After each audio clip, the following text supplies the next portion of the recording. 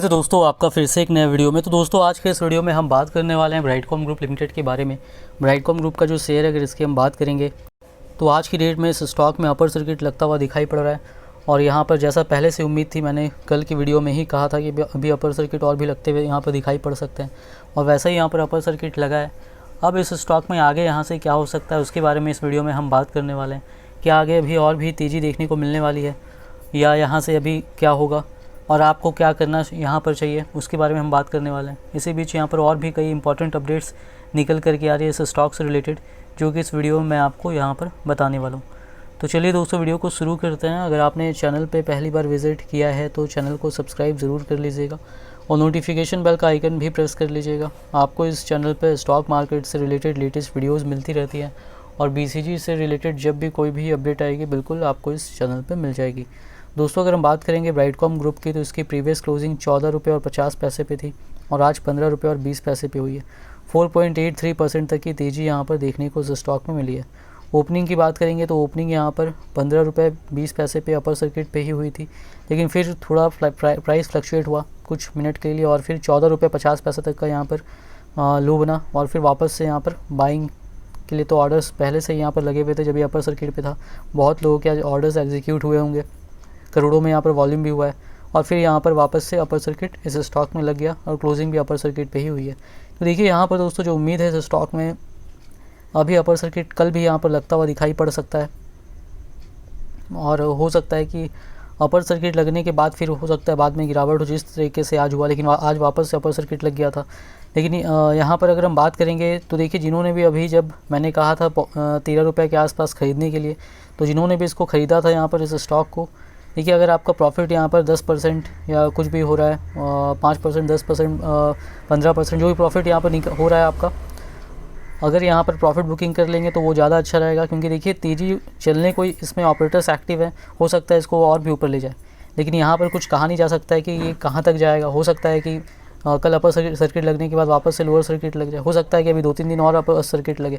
तो यहाँ पर बस आपको 10% तक लेकर निकलना था यहाँ पर, जिस तरीके से मैंने बताया था उसी के आसपास में। तो जिनको अगर मिल चुका है तो मेरे हिसाब से प्रॉफिट बुकिंग करना सही रहेगा।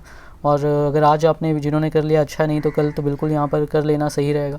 हालांकि स्टॉक में हो सकता है कल भी अपर सर्किट लगे और उसके बाद भी लगता रहे, लेकिन यहाँ पर जो है सेफ़ रहना चाहता है तो यहाँ पर जो है मेरी राय में जो करना चाहिए वो मैंने यहाँ पर बताया। और बाकी देखिए इस स्टॉक की बात करेंगे यहाँ पर तो बिल्कुल भी न्यू पोजीशन तो मत बनाइएगा अब इस स्टॉक में यहाँ पर।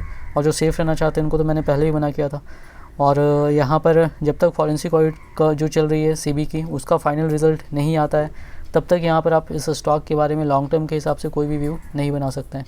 जब वो आ जाएगा उसके बाद ही ये जो स्टॉक है इस स्टॉक को आप यहाँ पर जो है इस स्टॉक को आप यहाँ पर बाइंग, अगर पॉजिटिव आता है तो उसके बाद ही बाइंग करना सही रहेगा। नेगेटिव आता है तो फिर तो ये कोई मतलब ही नहीं बनता। स्टॉक वापस से आपको सिंगल डिजिट में जाता हुआ दिखाई पड़ सकता है।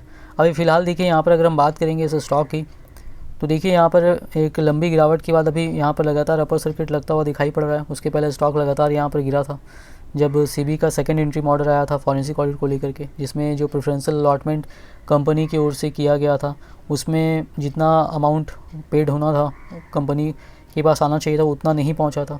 तो फिर उसके बाद कंपनी के ऊपर जो बैंक स्टेटमेंट्स हैं उसको मैनिपुलेट करने का यहाँ पर जो है SEBI के द्वारा आरोप लगाया गया था और 21 दिनों का उनको यहाँ पर समय भी दिया गया था कि वो जो है अपना जवाब दायर करे, उनका क्या सोचना है।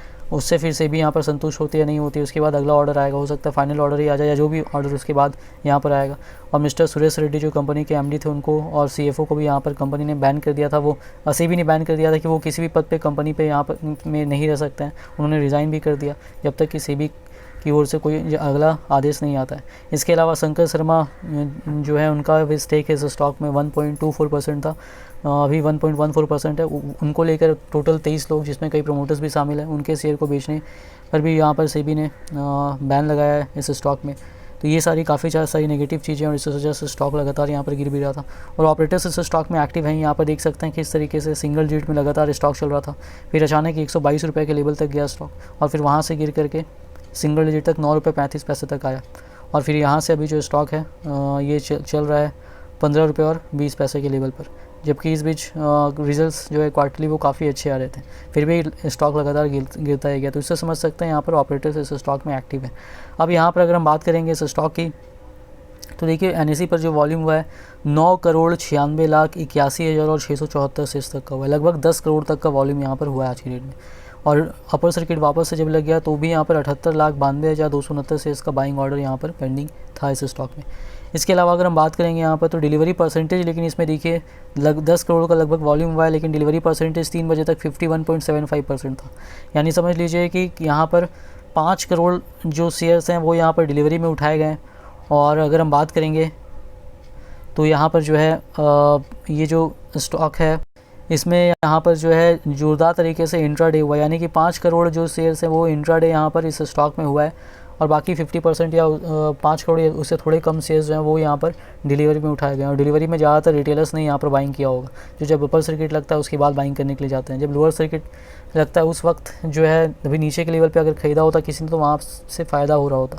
और अभी यहाँ पर जो है 50% इंट्राडे हुआ, इसका मतलब समझ सकते हैं कि ऑपरेटर्स एक्टिव है, उन्होंने अच्छा खासा यहाँ पर अपना प्रॉफिट कमाया है।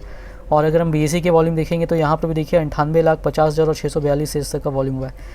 और यहाँ पर भी अगर हम टोटल की बात करें यहाँ पर डिलीवरी परसेंटेज 86.98% का रहा है। यहाँ पर डिलीवरी परसेंटेज रहा है ठीक ठाक BSE पर, यानी कि यहाँ पर समझ लीजिए जो टोटल शेयर्स है इसमें 80 लाख तक यहाँ पर जो है डिलीवरी परसेंटेज यहाँ पर 80 लाख तक डिलीवरी उठाई गई है।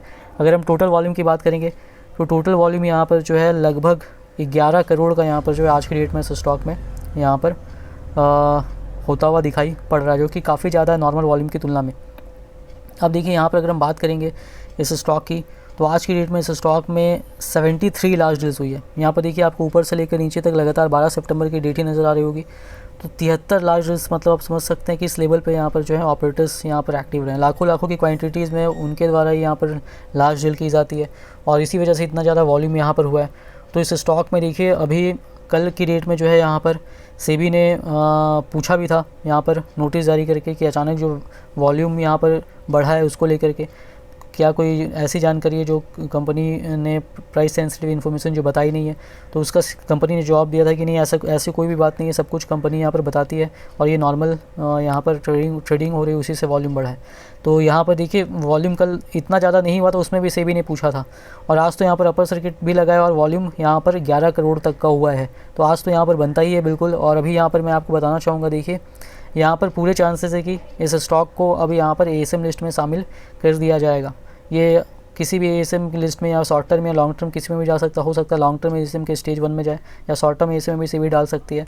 लेकिन यहाँ पर अब पूरी तरीके से लग रहा है यहाँ पर कि ASM लिस्ट में इसके जाने के यहाँ पर पूरे चांसेस यहाँ पर रहने वाले हैं इस स्टॉक के। हालांकि ASM लिस्ट में जाने का मतलब ऐसा नहीं होता है कि लोअर सर्किट लगना शुरू हो जाएगा। इन्वेस्टर्स की, रिटेल इन्वेस्टर्स की सेफ्टी के लिए सेबी जो है इसको यहाँ पर ASM लिस्ट में डाल देती है। तो यहाँ पर जो है जो ASM लिस्ट में यहाँ पर चांसेस है कि हो सकता है डाला जाए, उसकी अपडेट अभी शाम को निकल करके आएगी। लेकिन पूरे चांसेस है कि यहाँ पर इसको ASM लिस्ट में डाला जा सकता है। अब अगर हम बात करेंगे यहाँ पर तो देखिए इस स्टॉक में दोस्तों मैंने बता दिया है कि जब तक फॉरेंसिक ऑडिट की फाइनल रिजल्ट नहीं आती, जो सेफ़ रहना चाहते हो तो बिल्कुल इन्वेस्टमेंट नहीं करें। और इन्होंने भी इसको 13 रुपये के लेवल के आसपास ख़रीदा था, उनको यहाँ पर 5-10% का प्रॉफिट हो रहा है। तो वो कल की आज भी बेच के निकल सकते थे, मैंने पहले ही कह दिया था 5-10% प्रॉफिट लेकर निकल सकते हैं, और या फिर कल बेच कर निकल लीजिएगा तो ज़्यादा अच्छा होगा। देखिए हो सकता है स्टॉक कल के बाद भी अपर सर्किट लगे, लेकिन यहाँ पर सेफ़ रहना चाहते हैं तो मैं यहाँ पर कह रहा हूँ, क्योंकि गिरावट होगी तो फिर लोअर सर्किट लगेगा। बाकी देखिए मेरी राय में तो इन्वेस्टमेंट नहीं करना चाहिए। अगर आप सेफ़ रहना चाहते हैं तो इन्वेस्टमेंट करने के पहले अपना रिसर्च ज़रूर कीजिएगा। वीडियो पसंद आई तो वीडियो को लाइक कीजिएगा। चैनल पर पहली बार विजिट किया तो चैनल को सब्सक्राइब ज़रूर कर लीजिएगा।